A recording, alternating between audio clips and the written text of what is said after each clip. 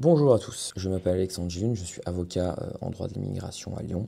Je suis associé d'un cabinet et ce cabinet intervient dans le domaine du droit des étrangers et de la nationalité par concurrence. Nous avons assisté plus de 1000 personnes dans des situations extrêmement diverses, tout en lien évidemment avec le droit de la nationalité ou de l'immigration et des personnes venant de tous les horizons. Nous pouvons intervenir partout sur le territoire, donc si vous êtes à la recherche de conseils dans le domaine, n'hésitez pas déjà à vous abonner à cette chaîne, vous pouvez commenter bien évidemment les vidéos et à aller faire un tour sur notre site internet où vous trouverez, je pense, également beaucoup d'informations qui pourront vous intéresser si vous vous trouvez dans une situation où vous avez besoin de conseils en matière de droit des étrangers ou de la nationalité. Cette vidéo va parler de quelque chose d'extrêmement important, je pense, sur lequel on insiste peu, que les gens connaissent mal et qui pourtant est, à mon sens, extrêmement intéressant pour défendre les gens dans le cas d'une demande de titre de séjour ou d'une demande de visa de long séjour. Et je vais commencer cette vidéo par vous poser une question. Et cette question, c'est combien de temps vous pensez que vous allez attendre?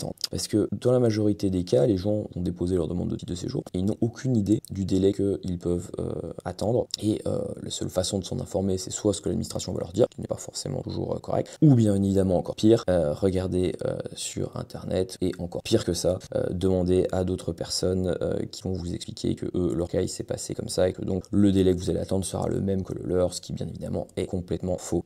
Alors la première chose évidemment, c'est oui, il est normal d'attendre. Toute demande administrative, quelle qu'elle soit, pas uniquement en droit des étrangers, va forcément générer un délai pour que l'administration vérifie que les conditions requises par la loi sont acquises. Si demain vous demandez un titre de séjour conjoint de français et que vous n'êtes pas marié avec un français, l'administration va utiliser ce temps pour le vérifier et évidemment pour rejeter votre demande. Donc il est logique que l'administration ait un délai pour analyser les demandes de titre de séjour ou les demandes de visa de long séjour, et cela n'a rien d'exceptionnel et c'est normal, et on ne peut pas refuser que ce délai existe. Toutefois, il existe, et c'est ça la grande difficulté, c'est que la plupart du temps, les gens pensent qu'il n'y en a pas, pensent qu'ils vont faire leur demande, et puis que un peu quand ça arrivera, ils auront la réponse. Bon, au bout d'un certain temps, ils en ont assez d'attendre, et c'est bien compréhensible quand vous dépassez plus d'un an d'attente, ce qui arrive très fréquemment, et donc là, ils viennent nous voir. Mais comprenez bien que la notion d'attente et de délai, elle est normale dans un certain cadre, d'accord, puisque l'administration va avoir besoin effectivement de temps pour vérifier. Je vous donne un exemple, parfois ça peut prendre un petit peu plus de temps. Vous avez une personne qui demande le renouvellement d'un titre de séjour en qualité de conjoint de français. Imaginons que dans ce cadre-là, il y a eu un signalement de la police parce qu'il y a eu des violences conjugales ou quoi que ce soit. Évidemment, l'administration va prendre ce temps pour vérifier l'intention matrimoniale, vérifier si les gens sont toujours ensemble. Vous avez des cas de personnes qui essayent de renouveler un titre de séjour alors qu'ils sont séparés. Ça existe, ça arrive. Évidemment, ça ne marche pas. Et donc, c'est logique que l'administration ait ce temps. Maintenant, quelle est la vraie durée du délai? Parce que c'est ça qui est fondamental et qu'il faudra, je l'espère, retenir de cette vidéo, c'est le délai prévu par la loi. Alors, en matière de demande de titre de séjour, le délai il est de 4 mois à compter du dépôt de la demande, et en matière de visa de long séjour, il est de 2 mois à compter du dépôt du dossier. Alors, comme je l'ai expliqué, vous devez recevoir un document qui va vous permettre de prouver que vous avez bien fait la demande. Parce qu'évidemment, si vous ne pouvez pas prouver que votre dossier a été envoyé à l'administration, qu'elle l'a reçu, ce délai ne court pas. D'accord. Donc, normalement, aujourd'hui, via les procédures ANEF, on a une preuve assez claire que le dossier a été envoyé. Quand vous déposez des dossiers en préfecture, il y a encore des cas où la personne dépose son dossier, on ne lui donne rien et elle s'en va. Et évidemment, à ce moment-là, le délai de 4 mois ne courra pas, puisqu'on ne pourra pas prouver que le dossier a bien été déposé. Alors là, les gens me disent, mais je suis bien allé à la préfecture, ils pourront vous le confirmer. Vous pensez bien que si vous faites un recours contre une préfecture, celle-ci ne va pas fournir des éléments en sa défaveur dans un procès. Donc non, c'est vous-même qui devez avoir une preuve que vous avez déposé votre dossier, et sans cette preuve, le délai de 4 mois, il ne va pas courir et vous ne pourrez pas l'utiliser. Une fois que ce délai de 4 mois est arrivé à expiration, la loi le prévoit, il se crée ce qu'on appelle une décision implicite de refus. Mais contrairement à ce que la plupart des gens s'imaginent quand je leur explique qu'il y a une décision implicite de refus, ça ne veut pas réellement dire que le dossier a été rejeté, bien évidemment.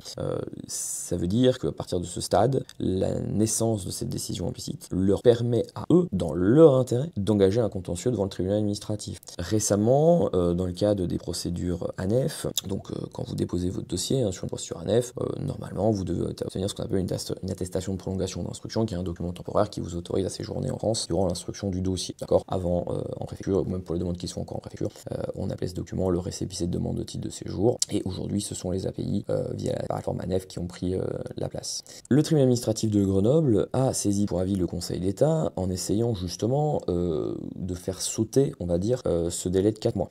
Parce que comme aujourd'hui les procédures sur l'ANEF deviennent de plus en plus longues, quand je dis plus en plus longues, c'est qu'on arrive sur des moyennes d'1 an à peu près, et les gens qui ont eu la chance d'être informés, qui ont par exemple vu ma vidéo, ils vont aller au tribunal tribunal et ils vont engager une procédure. Ce qui crée encore plus de contentieux, évidemment, à gérer pour le tribunal, et évidemment, le tribunal espère ne plus l'avoir. Et donc, le tribunal administratif de Grenoble a demandé au Conseil d'État, la juridiction supérieure de l'ordre administratif, si la remise de l'API, donc du document temporaire, n'avait pas pour objectif, en fait, de faire en sorte que ce délai implicite de rejet n'existe plus. Enfin, que la décision implicite de rejet n'existe plus. Et donc, le Conseil d'État a rendu un avis en 2025, donc très récemment, dans lequel il a dit non, que ce délai de 4 mois était prévu, il est prévu par la loi, et que peu importe que la personne se voit remettre une API ou un récépissé, ce délai existera toujours, et la personne pourra tout à fait l'utiliser pour aller devant le tribunal. Le rapporteur public, qui est un magistrat indépendant, mais qui participe notamment au procès administratif, a d'ailleurs dans ses conclusions, dans cette affaire,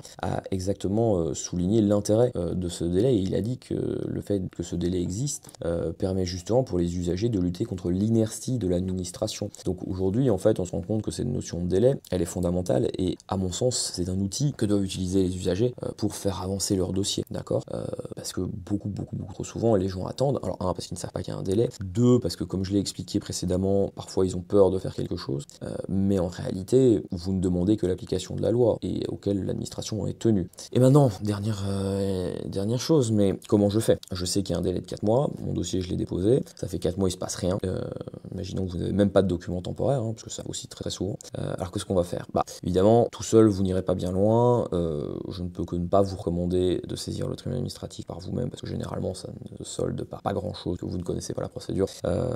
Et donc, le résultat est en général assez négatif. Donc, la première chose, évidemment, c'est de voir un conseil, un avocat qui pourra vous assister pour vous faire avancer dans cette situation. L'importance de voir un avocat, c'est aussi que si vous voulez engager des procédures par rapport à ce délai de 4 mois, c'est qu'il faut être certain que votre dossier que vous avez déposé à l'administration en ligne ou papier, il faut être sûr que ce dossier, il soit suffisamment bon, d'accord? Parce qu'on ne va pas engager une procédure alors que le dossier est mauvais, soyons très clairs. Imaginons que vous demandez un titre de séjour salarié et vous n'avez pas de travail, vous n'allez pas aller faire un procès à l'administration parce qu'elle a dépassé le délai de 4 mois alors que votre dossier court évidemment à sa perte et qu'il y aura obligatoirement un refus. Ça, évidemment, on ne le fera pas. Et donc, l'idée ici, c'est de s'assurer, avant d'aller sur cette voie contentieuse, qui est une très bonne chose, c'est de s'assurer que votre dossier le permet, d'accord? Donc, c'est indispensable de faire, on va dire, cet examen avant d'engager la procédure pour être sûr qu'on n'ait pas une mauvaise surprise et pour être sûr, évidemment, que ça fonctionne et que vous gagnez bien le temps que vous espériez. Donc, vous étiez voir un avocat. Il vous a dit, ou elle vous a dit que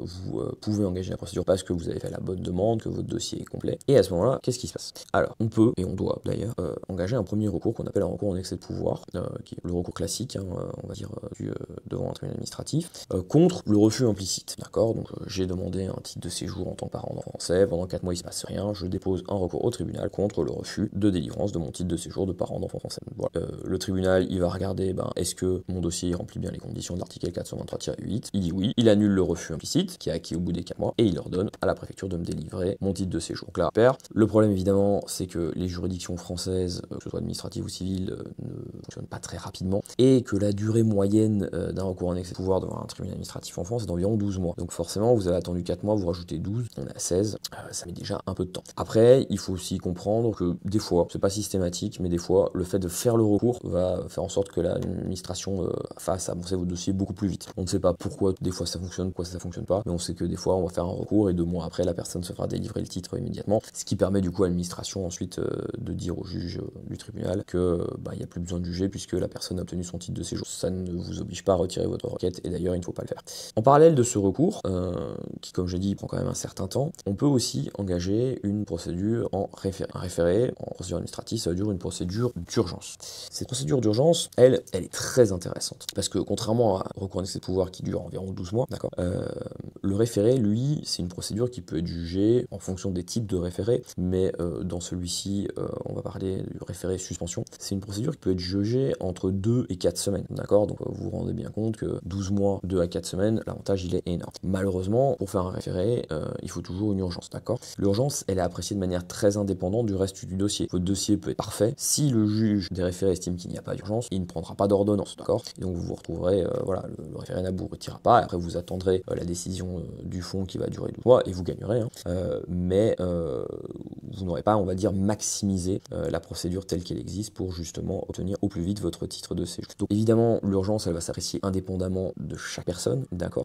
Il existe des cas d'urgence présumés, surtout pour les renouvellements de titre de séjour, donc ça c'est extrêmement intéressant. Qu'est-ce que ça veut dire? Je suis parent d'enfant français, je demande le renouvellement de mon titre de séjour. À ce moment-là, le délai de 4 mois que j'ai expliqué expire, et ben je peux saisir le tribunal en recours en excès de pouvoir, hein, comme je vous l'ai expliqué, contre le refus, et je peux en plus saisir sur un référé suspension en urgence. Pourquoi? Parce que je suis en matière de renouvellement, d'accord. Le Conseil d'État a créé dans sa jurisprudence une urgence présumée, qui veut dire que quand on est dans cette situation et que c'est présumé, on n'a rien à faire, on dit juste je suis dans cette situation et c'est à l'administration en défense de prouver qu'il n'y a pas d'urgence. Généralement, l'administration n'argumente pas beaucoup sur ça, puisque c'est difficile pour eux de contrer une présomption d'urgence, même si des fois ils se défendent en disant que la personne a un document temporaire et donc il n'y a pas d'urgence, ce qui n'est pas le vrai, parce que souvent il y a des problèmes dans le cadre des renouvellements des API ou des récépissés, et donc on peut tout à fait avoir une urgence, et puis en même temps, 4 mois c'est le délai qui est prévu, donc il n'y a pas de raison que l'administration puisse dire au bout de plus de 4 mois que la personne ne doit pas avoir son titre de séjour. Et donc dans le cas de ce référé suspension, on peut vraiment obtenir une ordonnance du juge qui va obliger l'administration, alors non pas à délivrer le titre, parce que le juge des référés n'en a pas la compétence légale, par contre il va dire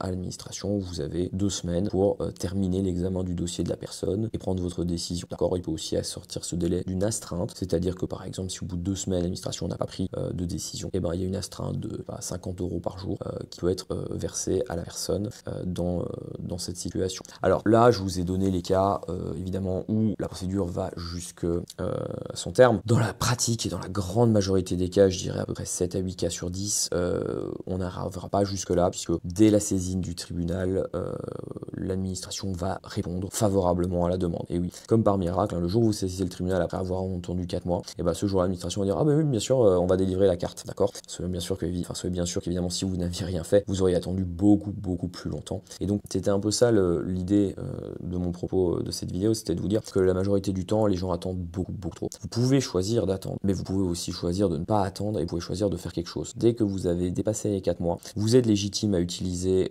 ces procédures. Ne perdez pas plus de temps à attendre.